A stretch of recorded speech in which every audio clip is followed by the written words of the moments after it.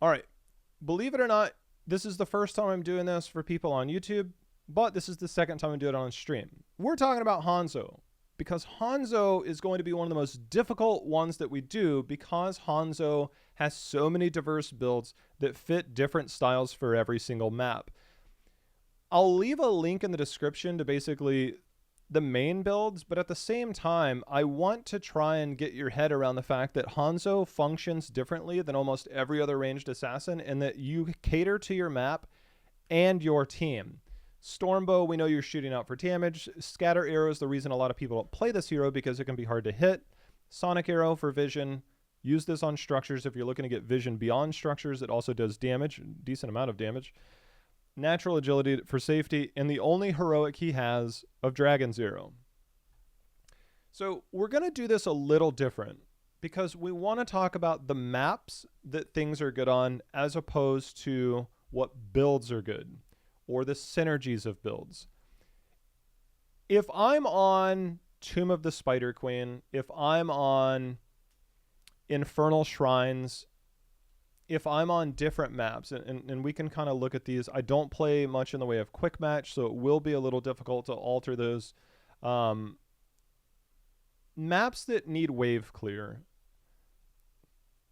but also team fight damage. Towers of Doom, which you could go Scatter Arrow on this, but Q build. Q build can work on Hanamura, open maps where you're going to be poking a lot. Hanamura, Alterac Pass. You could reasonably go it on Volskaya, Towers of Doom. Tomb of the Spider Queen for sure, especially if you need wave clear. Sky Temple can be pretty good because it's open and you're going to be hitting people. Dragonshire. Q build can be good on these maps. Blackheart's Bay, we'll just throw it in there because I know people play it. So let's talk about Q build in general on why those maps work. Target practice works pretty well because you're going to stack this up. It gives you damage. It gives you team fight damage, but it also gives you necessary wave clear. It's not to say that there's not hybrid builds you can go. The general practice is going Q build here into explosive arrows, and that makes it so you have wave clear. At this point, if you're investing in your Q, it's better to get the explosive damage out and also get the bonus damage here, and you don't really worry about the other ones. At level 7, you have a couple of options here. Never Outmatched is never a bad talent, but once you start to get here, the Dragon Hungers. If you're already hitting your arrows, this now with Stormbow makes it so that it's more impactful when you do it. Sharpened Arrowhead's also not a bad one, but it is more difficult because your auto attack is so slow. So Q build, generally you go full Q build when you do that. Of course, you have Dragon's Arrow, which you're going to stand really far back if you can to make sure you're not completely out of the fight, but maybe get more stun value. At level 13, Ninja Assassin. Because you want the extra mobility, there's almost never a time when you don't want mobility. This gives you a reset on takedowns to make you make some crazy plays, but furthermore, it gives you more mobility every single time you hit them with the Q. At 16, piercing rounds is still going to be really good. Getting double Q value onto targets is now really strong. Stormbow and Flawless Technique, I don't really recommend this because I just don't think the damage is there. Piercing Arrows is the one that you want to continually go into. It affects your Scatter Arrow as well, so it helps out a lot. Piercing Arrows, hitting that Q value and getting it in there. Flawless Technique, not so much. Level 20, you actually have a couple of options here. Perfect Agility if you need a lot of mobility. Play of the Game allows you to soak from far away and join a team fight or move around, do some bonus damage when you do that. This is the one I generally go with. Or Bullseye, which if you feel like you can get this, it increases the center radius by 100% and you stun the people you hit. This is still not easy to hit, but you can make some pretty good plays with this. Just remember, it is a 20-second cooldown, so you better be sure that you're going to land it. So for that, Q build is pretty decent on a handful of maps. I think that there's maybe more optimal maps in different circumstances. Tomb of the Spider Queen is up there. Battlefield of Eternity, I can go into a hybrid build.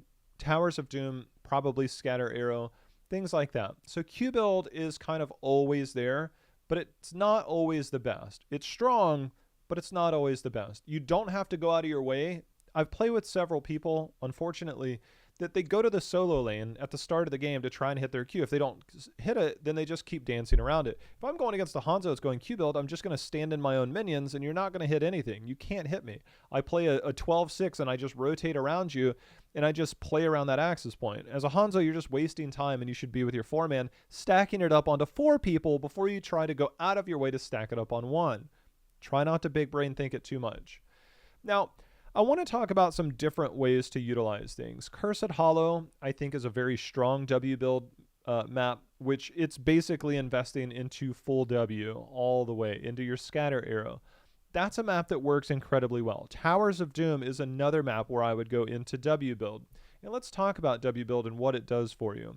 So W build is simple geometry. Again, this is one of the reasons why people stay away. I don't feel this is 100% necessary on Battlefield of Eternity. I feel like you're always going to get the value out of your level 4 talent.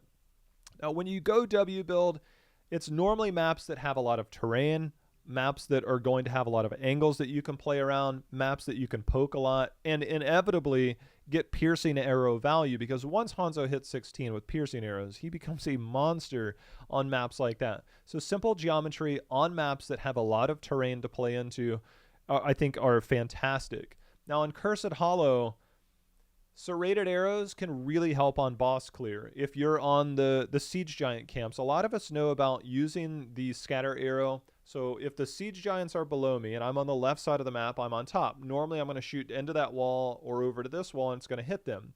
Once you hit post 16, you actually aim the opposite direction. Same thing on Battlefield of Eternity with the Siege Giants, because the walls are there.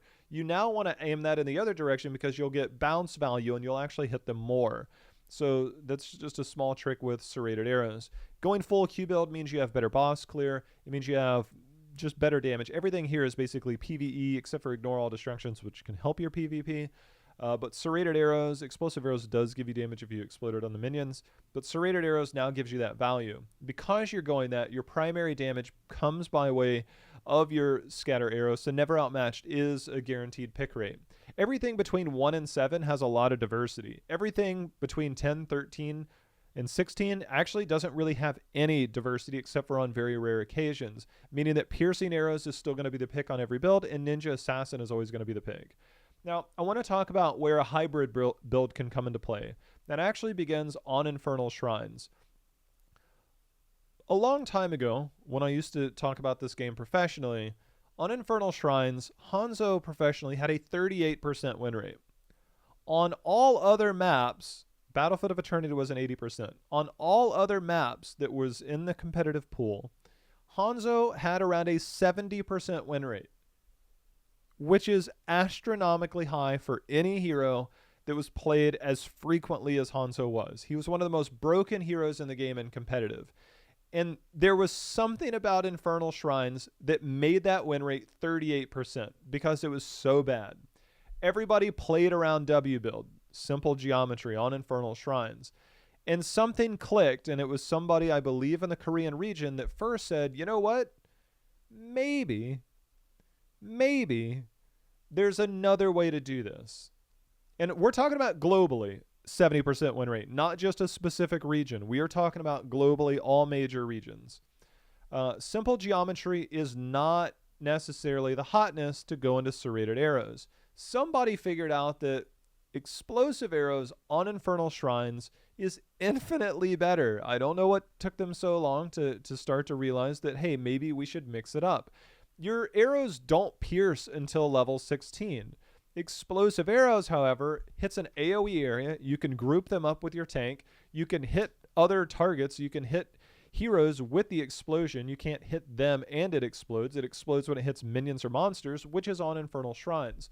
So when you're on Infernal Shrines, going full Q build can work.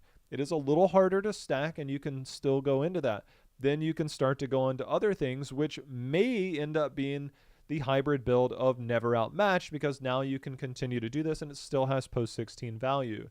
So one thing that became really popular on Infernal Shrines was simple geometry into Explosive Arrow into Never Outmatched. This means that you have a lot of cooldown reduction on your W to hit multiple angles, which can impact a fight directly, or it can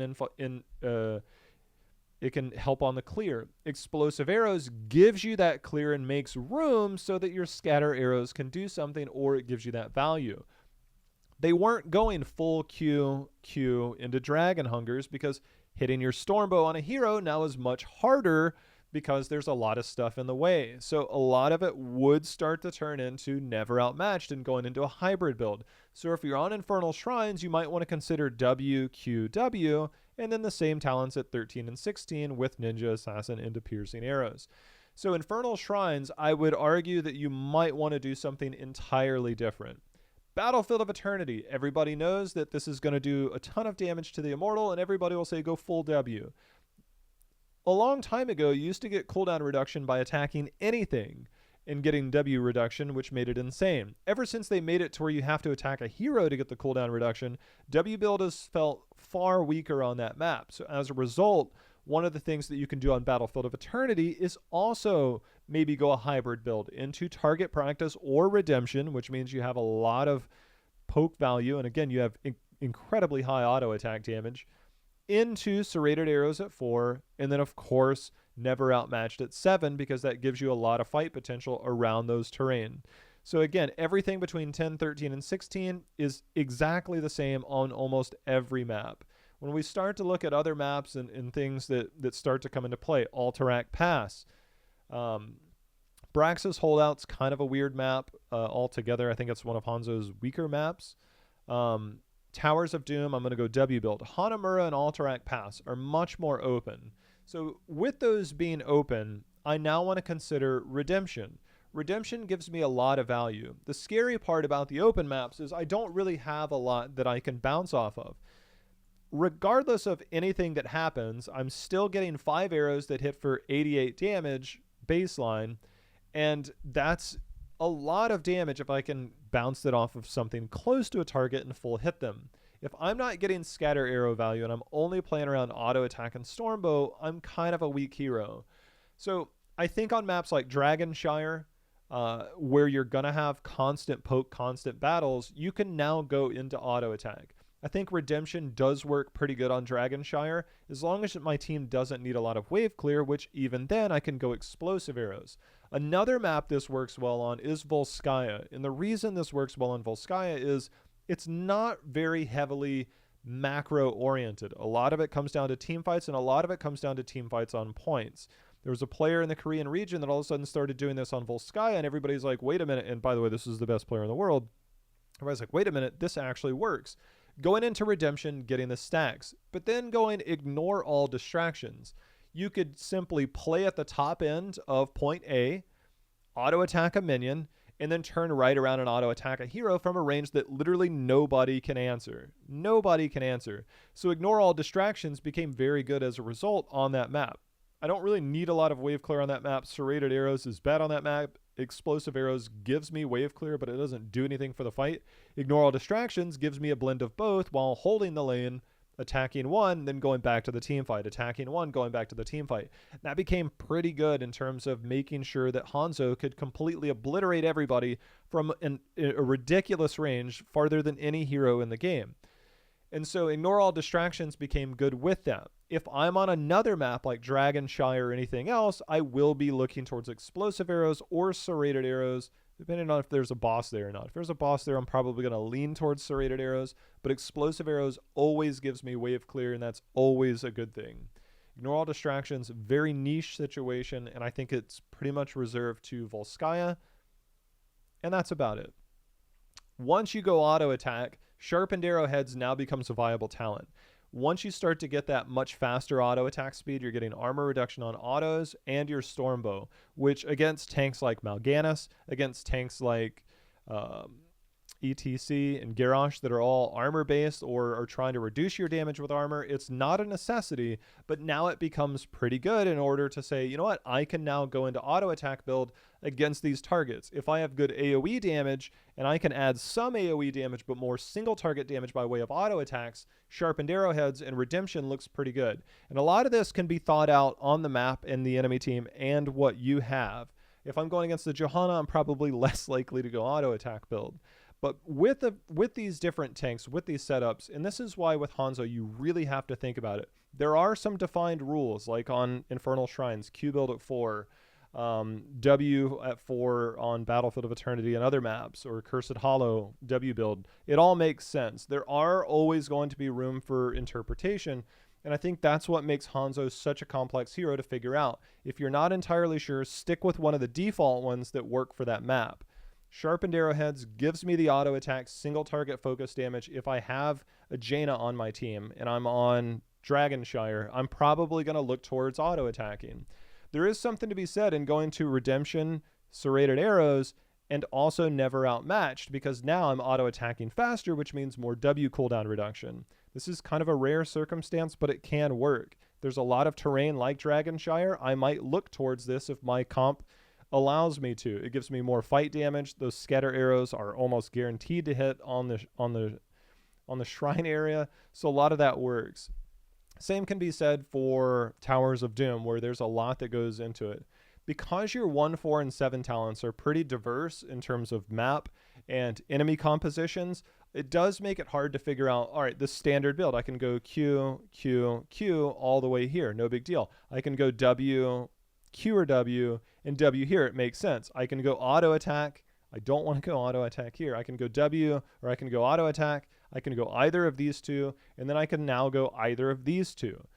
All of that is pretty dependent. But if you're just randomly picking, like, you know what? I think that Redemption is going to be good because they have a Garrosh.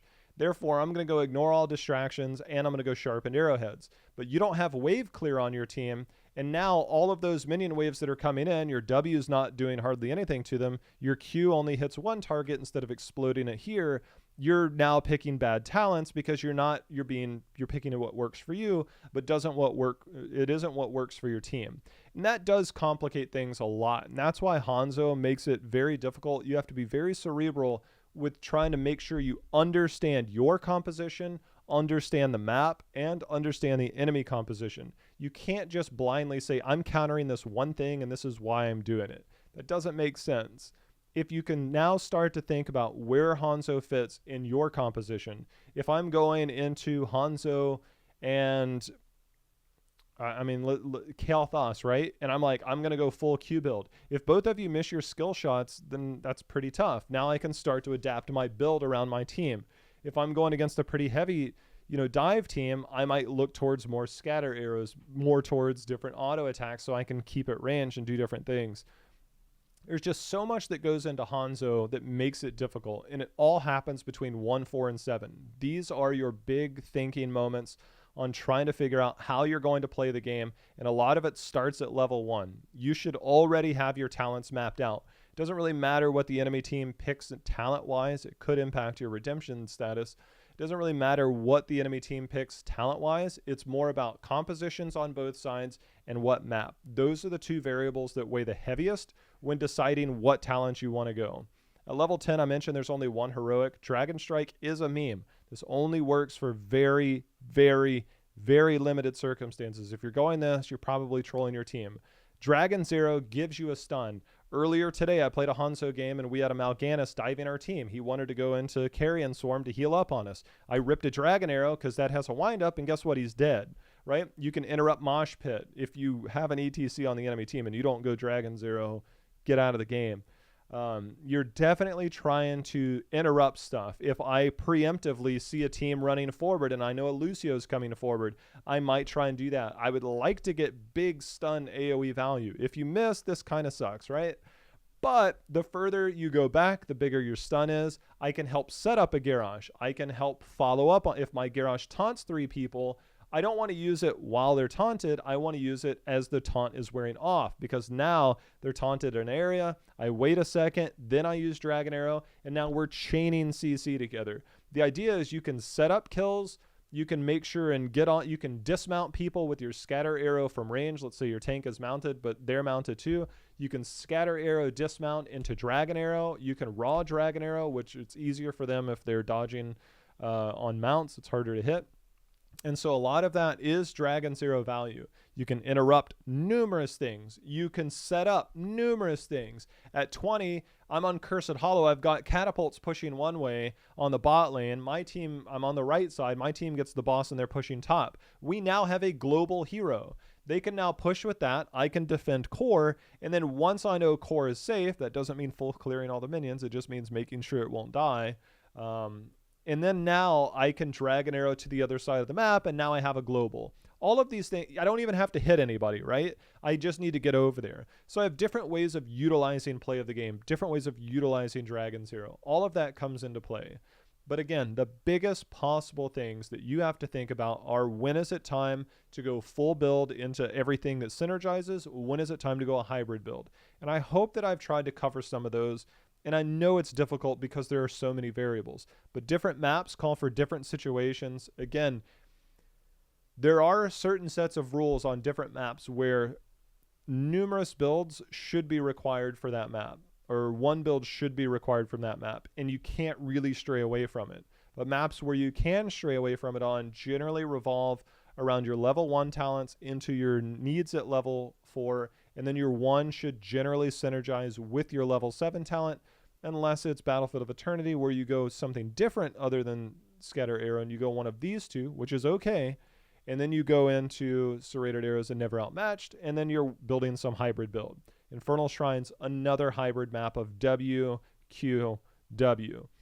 These are all different things that come into play. If you're unsure, stop by stream, ask a little bit, ask for some details on it. It's really hard to cover it in a video because now I'm committing too much time explaining every situation, as opposed to giving you a pretty good idea of how things should function and how that affects his kit. As with any other hero, if you think I'm going to take Scatter Arrow build onto Infernal Shrines and I'll dominate, you're probably reaching. If you're thinking I'm going to take Q build and I'm just going to make it work on Hanamura, you're probably going to have a hard time if you don't hit your Scatter Arrows on the wall, so therefore maybe pick a different hero. There's so many different variables that go into Hanzo, but hopefully this kind of brings to light the way some of it could work and the way it works more optimally. Never fully go one build all the time. Never fully go redemption into autos. While that is strong and your numbers will always look good as long as you're not constantly getting them reset, it doesn't always fit the needs of your team. It doesn't always counter the enemy team as well. Again, compositions on both sides, whether you need wave clear, whether you don't, whether you need AoE damage, whether you don't, all of that comes into play in the map that you're on. Post level 16, most of these builds will revolve around piercing arrows almost 99% of the time. If you go Q build and you want to really try and blow up a single target, flawless technique does come into play. If I go redemption and I'm going against 2% is actually a lot, by the way. If I'm going against the Deathwing, if I'm going against the Diablo, I might consider Giant Slayer if they are loaded with heavy frontline beefy targets. But even then, Giant Slayer takes a back seat to piercing arrows. If I'm on a more open map where I did go redemption and all of this does come into play, Giant Slayer now moves up the list. Again, the guides are never an end-all be-all because some heroes, they are. But where Hanzo comes into play, it requires a lot more in-depth thinking in terms of what you need. Giant Slayer is a trap on Cursed Hollow because you're probably going to get more value elsewhere. But your Scatter Arrows now do 2% damage. If they are a giant beefy team, this is going to work good against one target. Piercing Arrows, however, is going to work really good against all targets. And so for that, some of those things might seem appealing, but in terms of what you bring to a fight, Piercing Arrows will generally be better in most circumstances. So that's Hanzo. I really hope that, when you get to 1, 4, and 7, you put some real thought into it. If you go Redemption into Explosive Arrows into Dragon's Hunger, you're probably doing it wrong, by the way. Don't just randomly pick them. Make sure that they synergize in some way or the other, and don't think that somehow you're going to make it work. Good luck out there as Hanzo. Practice landing those W's. That's going to be the thing that carries you the most, but don't get worked up about it. Get to a spot, find your positioning, use that on the walls, figure out how to land that. It does take some time to get used to. Your Q is pretty straightforward. Use your vision to protect your flank, to reveal stealth, to even use it on structures to do damage. You can even, if I need to fast clear a boss, I'll even use it on the boss because it does do damage. There's a lot that goes into Hanzo. Good luck, because there's a lot that you got to think about, but once you start to understand the nuances of those things I talked about, you're going to do pretty good. So good luck.